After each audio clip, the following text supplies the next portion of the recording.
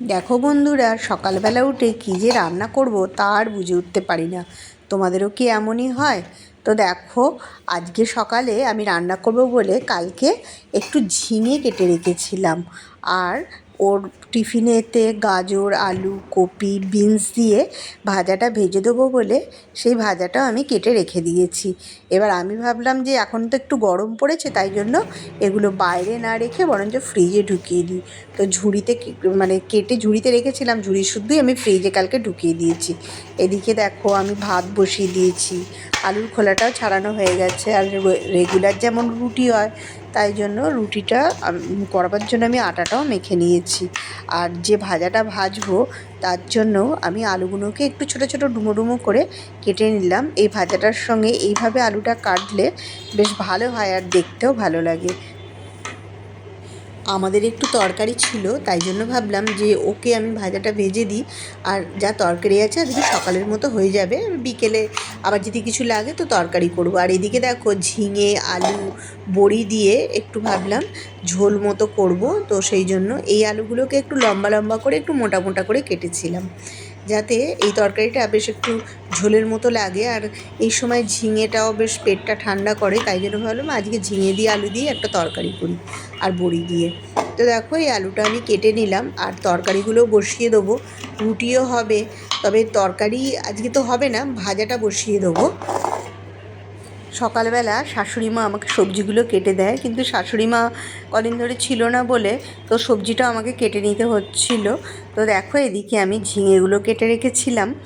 আর এই যে ভাজাটা করব, আর এই যে ঝিঙের আলুটা, তারপর তোমার সবজির যে ভাজার আলুটা সব কেটে রেখেছি। দেখো, এদিকে গাজর, বিনস, কপি, ক্যাপসিকাম সব কেটে রেখে দিলাম, ভালো করে ধুয়ে নিলাম এগুলোকে। এবার ওগুলো একটু জল ঝরতে দিলাম। আর আমি কড়াইতে তেল গরম করে তারপর এই ভাজাগুলোকে একদিকে ভেজে নেবো, আর একদিকে তরকারির আলুটা একটু সেদ্ধ করে নেবো। একটু আধ সেদ্ধ করে তরকারিটা করবো, তাহলে একটু সকালবেলার টাইমে তো একটু তাড়াতাড়ি হয়। তো দেখো, আলুটা ভাজা হয়ে গেছে, যে গাজর, আলু, বিনস দিয়ে ভাজাটা হবে, আর সবজিগুলোও ভাজা হয়ে গেছে। আর কপিটা আমি একটু আলাদাই ভেজেছিলাম, তাহলে কপিগুলো ভালো বেশ ভাজা হয়। একসাথে হলে না ভালো ভাজা হতে চায় না। আর এদিকে দেখো, আদা আর লঙ্কাকে কুচিয়ে নেবো। আদা লঙ্কা কুচোনোটাও আমি একদম ছোটো ছোটো করে একদম কুচি কুচি করে রাখলাম, করে এটাকে রেখে দেবো। আর এইটা তো লাস্টের দিকে দিই, এটা দিতে কিন্তু গন্ধটা খুব ভালো লাগে। আর যে ক্যাপসিকামটা আমি কেটে রেখেছিলাম, সেটাও ক্যাপসিকামটা আমি একটু লাস্টের দিকে দিই। প্রথম দিকে দিলে না বড্ড একদম নরম হয়ে গেলে ক্যাপসিকামের টেস্টটা ভালো লাগে না, একটু লাস্টের দিকে দিলে ক্যাপসিকামের টেস্টটা ভালো লাগে। দেখো, লঙ্কাও আমি দিয়ে দিয়েছি একদম ছোট্ট কুচি কুচি করে কেটে। তো আদা আর লঙ্কাটা আমি কেটে রেখে দিলাম, এটা লাস্টে দেবো। আর এদিকে তরকারিতে আমি একটু সর্ষে বেটে দেবো বলে সামান্য একটু সর্ষে আমি একটু ছাঁকনিতে নিয়ে এবার সেটাকে ধুয়ে রাখলাম। তারপর এটা মিক্সিতে একটু কাঁচা লঙ্কা দিয়ে পেস্ট করে নেবো, এটা তরকারিতে দেবো। আর একটু কালারের জন্য একটু শুকনো লঙ্কা দেবো। আর এদিকে দেখো, আমি আলুটা সেদ্ধ তরকারি বসিয়ে দিলাম। আলুটা একদিকে সেদ্ধ হোক, আর এদিকে ভাজাগুলো আমার ভাজা হয়ে গেছে। আর টমেটোটাও আমি কেটে রেখে দিয়েছি। আর দেখো, কড়াইতে তেল গরম করে বড়িটা ভালো করে ভেজে নেবো। বড়িটা ভেজে নিলে একটু লাল করে ভালো করে ভেজে নেবো, তারপর তরকারিটা আমি বসিয়ে দেবো। আর টমেটোগুলো দেখো, আমি কি করি, দানা বাদ দেবো বলে একটু জলে ভিজিয়ে রাখি। তো তারপরে এগুলোকে কচলে কচলে দানাগুলোকে একটু বাদ দিয়ে দিই, দিয়ে এবার এই টমেটোগুলো দিই।